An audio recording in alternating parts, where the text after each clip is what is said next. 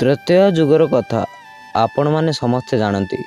ପୁରୁଷୋତ୍ତମ ମର୍ଯ୍ୟାଦା ପୁରୁଷ ପ୍ରଭୁ ଶ୍ରୀରାମ ଓ ଜନକ ନନ୍ଦିନୀ ମିଥିଳାର ରାଜକନ୍ୟା ମାତା ସୀତାଙ୍କୁ ସ୍ୱୟଂ ପ୍ରଭୁ ଶ୍ରୀରାମ ଧନୁ ଭାଙ୍ଗି ମାତା ସୀତାଙ୍କୁ ପାଇଥିଲେ, କିନ୍ତୁ ରାଜ୍ୟ ସୁଖ ଭୋଗ କରିପାରିନଥିଲେ ମା।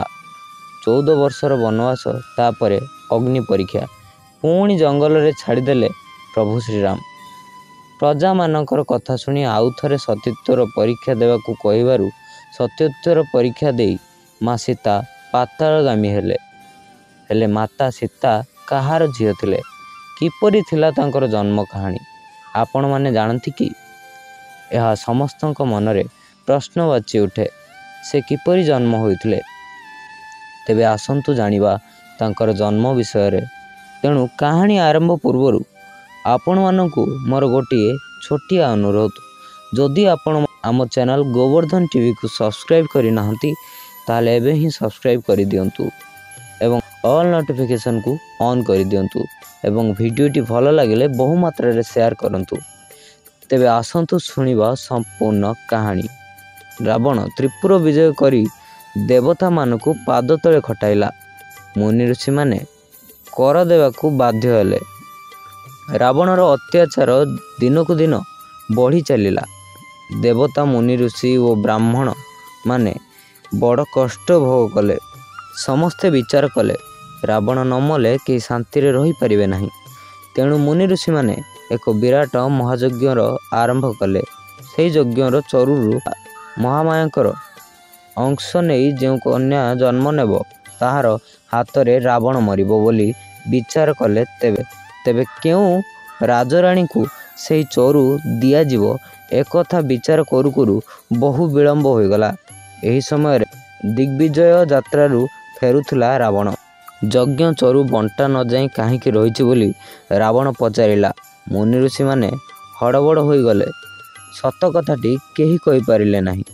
ଟିକିଏ ପରେ ଜଣେ ଋଷି କହିଲେ, ମହାରାଜା, ଯଜ୍ଞ ଚରୁ ବିଷ ପାଲଟି ଯାଇଛି। କଥା ଶୁଣି ଆଶ୍ଚର୍ଯ୍ୟ ହୋଇଗଲା ରାବଣ। ଭାବି ଭାବି କହିଲା, ଋଷିଗଣ, ମୋ ରାଜ୍ୟରେ ସବୁ ଜିନିଷ ଅଛି, କିନ୍ତୁ ବିଷ ନାହିଁ। ଏତିକି କହି ଲଙ୍କାପତି ଚରୁ ପାତ୍ରଟି ନେଇ ଚାଲିଗଲା।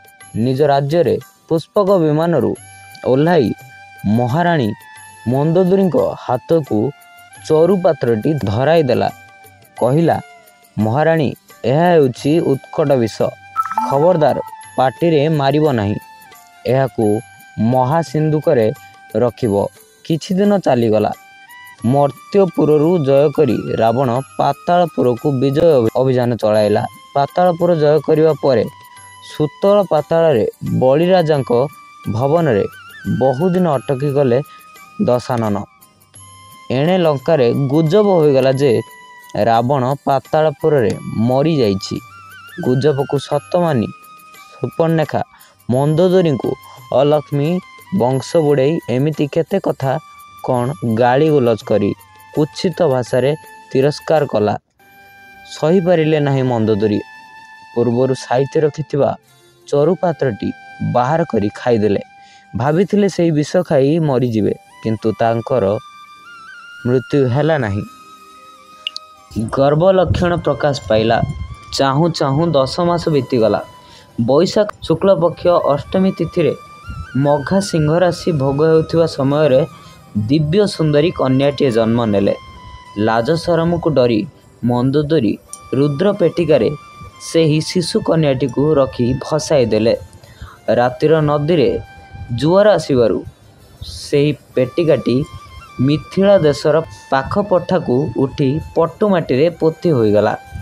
ଯୁଗକୁ ଠିକ୍ ତା ପରଦିନ ଯଜ୍ଞ କରିବା ଉଦ୍ଦେଶ୍ୟରେ ମିଥିଳାର ରାଜା ଜନକ ଲଙ୍ଗଳ ଚଳାଇ ନଈ ପଠାଟିକୁ ହଳ କରୁଥିଲେ।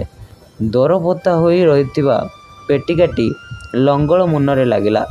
ସେହି ପେଟିକାଟିରୁ ଝିଅଟିଏ ପାଇ ଜନକ ଲାଳନ ପାଳନ କଲେ। ଲଙ୍ଗଳର ସିଆକୁ ସଂସ୍କୃତରେ ସୀତା ବୋଲି କହନ୍ତି। ଏଣୁ ସେହି ଝିଅର ନାମ ହେଲା ସୀତା। ସୀତାମାତାଙ୍କର ଏହା ହେଉଛି ଏକ ଜନ୍ମ କାହାଣୀ। ସୀତାମାତାଙ୍କର ଏକାଧିକ ନାମ ପୁରାଣରୁ ଜଣାଯାଏ। ଜନକଙ୍କର ଝିଅ ହୋଇଥିବାରୁ ତାଙ୍କର ଲୋକପ୍ରିୟ ନାମ ହେଲା ଜାନକୀ।